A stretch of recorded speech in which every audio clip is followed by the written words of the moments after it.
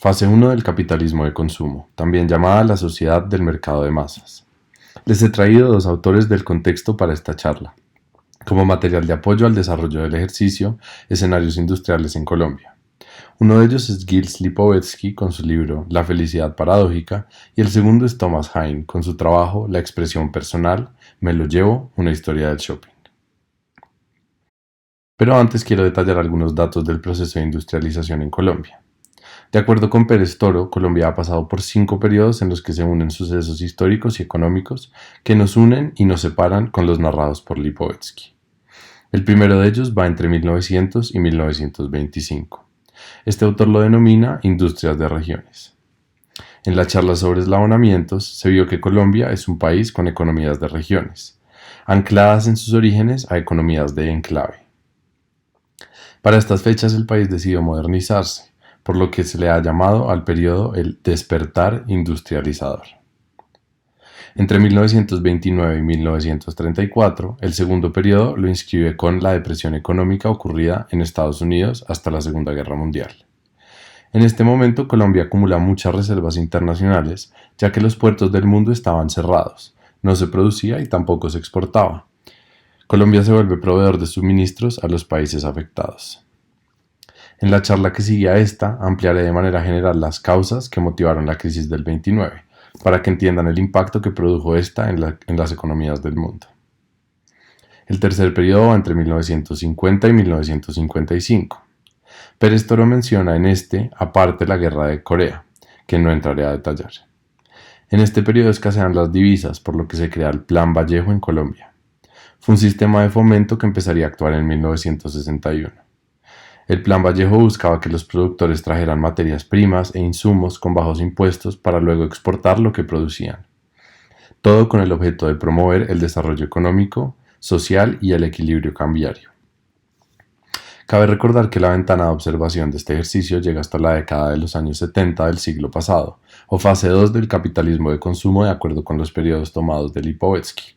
Por lo tanto, los periodos descritos a continuación serán vistos desde otro enfoque en el módulo 2. El cuarto periodo va entre 1975 y 1989. El café en Colombia entra en crisis. Después de un auge de 3 décadas pasa lo inesperado. Se viene abajo el pacto de cuotas regulado en el Acuerdo Internacional del Café y se regresa a la ley de oferta y demanda. Aunque la Federación Nacional de Cafeteros hizo toda clase de esfuerzos para volver al pacto de cuotas, esta opción nunca pudo tomar forma y en breve las pérdidas fueron millonarias. El quinto y último periodo va de 1989 hasta la fecha. Hay dos eventos que marcaron el proceso de industrialización y desarrollo del país: la globalización y la caída del muro de Berlín. La globalización, con las dinámicas promovidas por el neoliberalismo en los años 90 del siglo pasado, desestabilizó varias de las industrias colombianas. La competencia de precios entre los productos producidos en China, por ejemplo, llevó a que los textiles no pudieran sostenerse. Volvamos al tema. La primera definición que necesito reforzar se relaciona con el capitalismo. De acuerdo con John Schrems, el capitalismo está referido a un sistema económico donde la producción es mayormente privada, adquirida y operada para obtener ganancias, y en donde la inversión, distribución, ingresos, producción y precio de bienes y servicios se determina a través de las dinámicas del mercado. Adam Smith es el padre de la teoría económica política.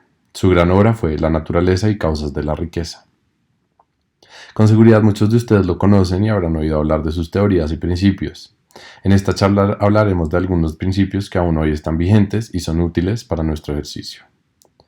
El primero es la división del trabajo.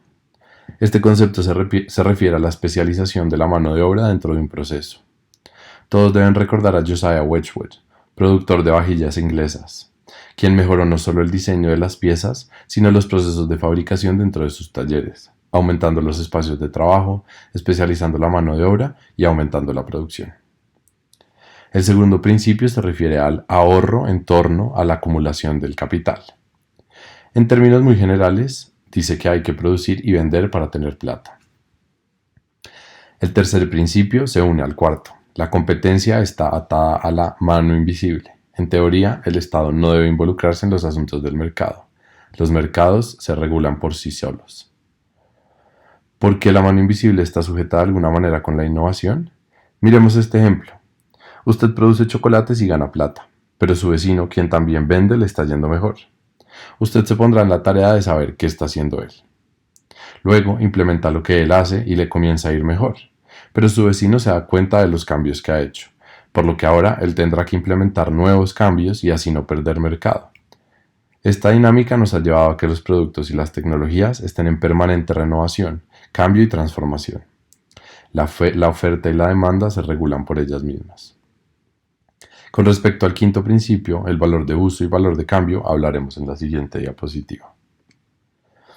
Los conceptos del valor de uso y el valor de cambio están presentes desde finales del siglo XVIII y se siguen usando con algunas modificaciones, frente a las transformaciones del individuo y la sociedad que en posmodernidad van a transformarse de manera significativa. El valor de uso está relacionado a una necesidad. Miremos sobre este cuadro bodegón con sal de Pieter Claes los dos conceptos. ¿Qué necesidad suple un vaso de agua y un pan? Los objetos y los productos parten de una necesidad. Es posible que yo tenga hambre o sed, por lo que comería un pedazo de pan o tomaría un vaso de agua. Pero esta relación no es tan directa. ¿Existe alguna diferencia entre el pan de la panadería del barrio con el mismo pan de un supermercado como Carulla? Posiblemente no, ya que ambos sacian la misma necesidad y tampoco cambian en los ingredientes que utilizan ni el tamaño. Entonces, ¿qué los diferencia?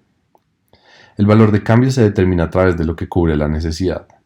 En el caso del pan, el precio y lo que representa para quien lo consume, sí hay una diferencia, es decir, existen particulares.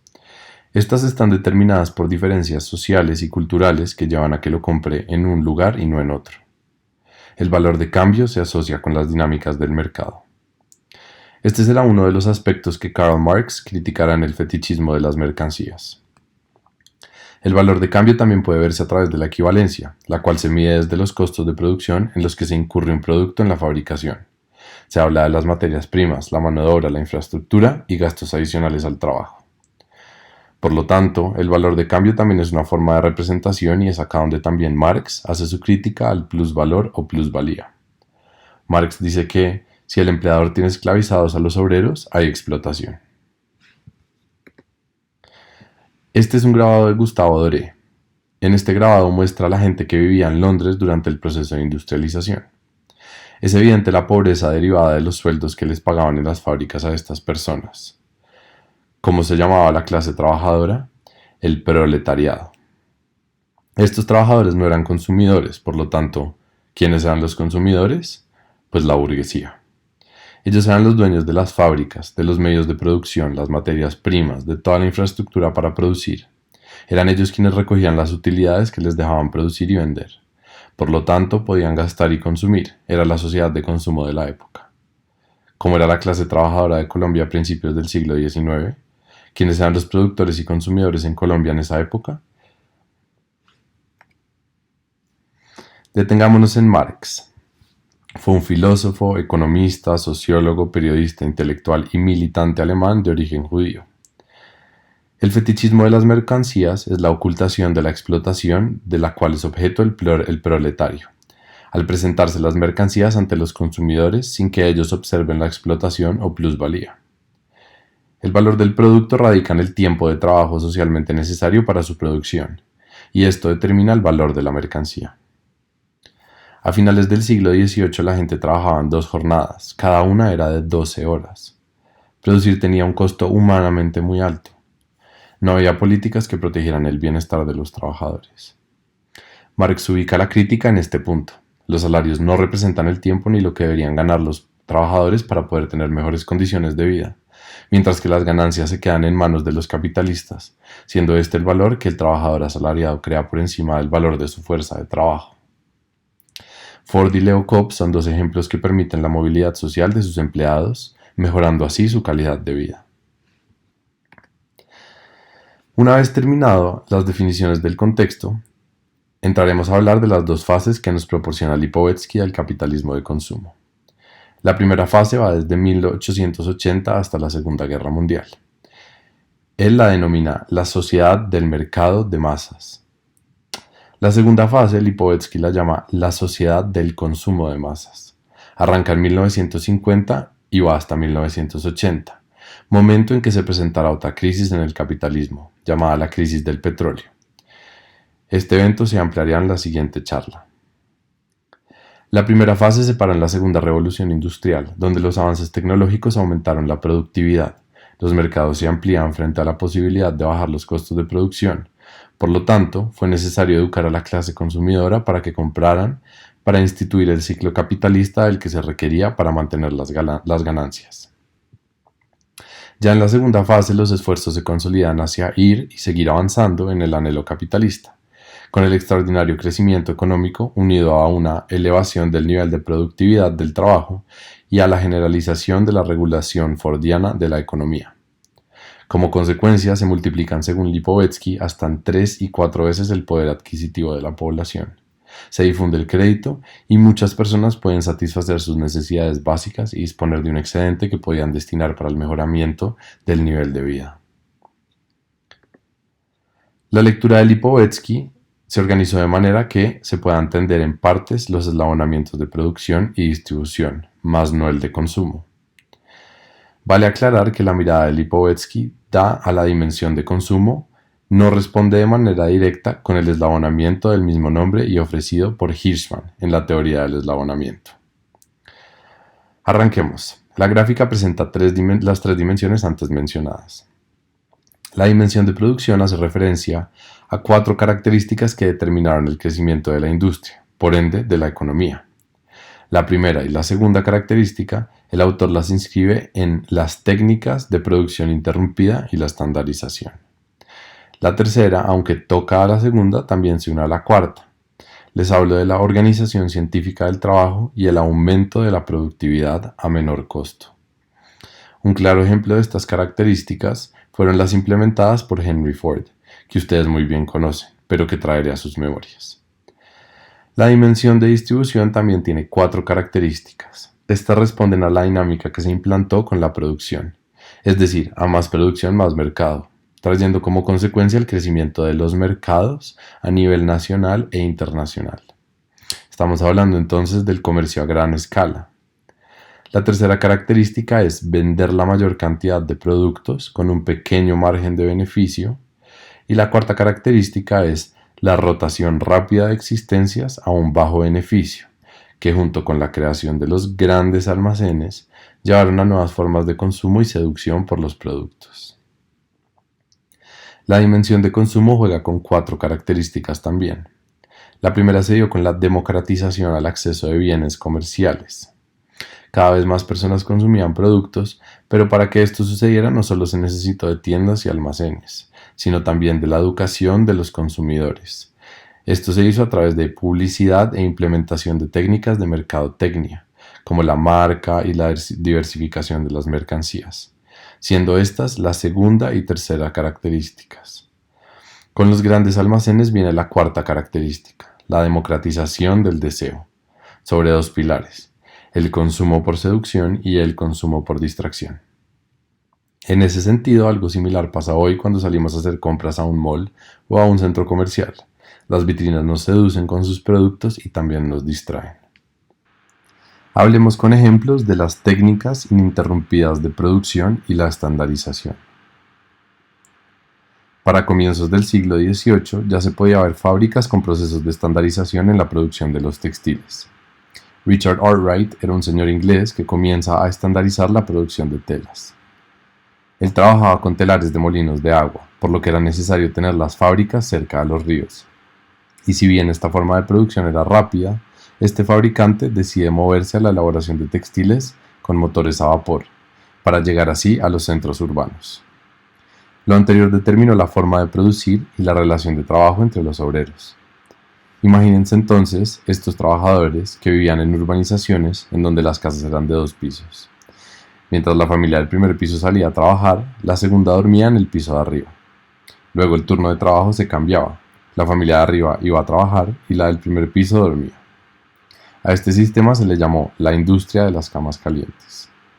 Las jornadas de trabajo eran de 12 horas y en esta época los niños también trabajaban. Ellos eran los que arreglaban las máquinas, ya que por su tamaño se les facilitaba llegar a los mecanismos de estas. Alejándonos de este antecedente, miremos algunos datos a principios del siglo XIX y principios del siglo XX. En Estados Unidos, la producción de cigarrillos llegaba a 120.000 unidades al día, es decir, 30 máquinas podrían saturar el mercado nacional. Se fabricaban 22 millones de cerillas diarias de 75 obreros.